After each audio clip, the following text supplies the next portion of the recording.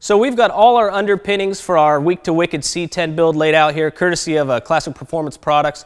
Jim, why don't you talk to me a little bit more about the steering components we're going to use in this build? So Ryan, what we've decided for the C10 project is to equip it with our 500 series steering gearbox, our classic fit tilt column, which is a bolt-in, and an aftermarket steering wheel. That pretty much sums up the steering system for this project.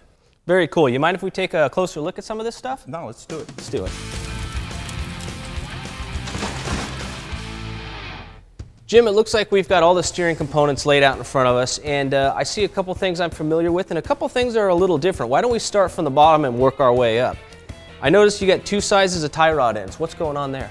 Well, because we're converting a 3/4 ton to a 1/2 ton, we actually have two different size diameter tie rod ends, and we need to adapt those. So we take the original 3/4 ton inner, and with the spindle and smaller brake setup on the bolt circle, we use a different outer tie rod end, and that black sleeve really adapts the two, makes it a really clean installation.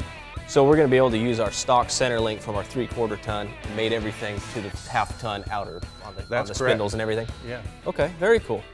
And now, what box are we using? So this is the CPP 500 series steering gearbox. It's a 14:1 ratio, so you get a really nice feel on the road. You know, it's not heavy, it's pretty effortless. It's a product that we developed ourselves. It bolts right into the factory location, uses the original pitman arm, the original intermediate shaft, even though we're going to replace that this time. It can use the inverted flare hoses. So even though it's late model technology and a 14:1 ratio, it bolts right into an early Chevy without any real modification. Now I see you've also brought us a tilt column. This looks really close to the original ones, if not exactly identical. Is that the fact? Yeah, this is a CPP classic fit column. It's a complete package. It comes with two different lenses, so if you're running a 4-speed overdrive or the original 3-speed, it bolts right in. It literally right to the floorboard, has the dash grommet there. It's a powder-coated finish, so it's very, very durable, even right down to the details of the knob.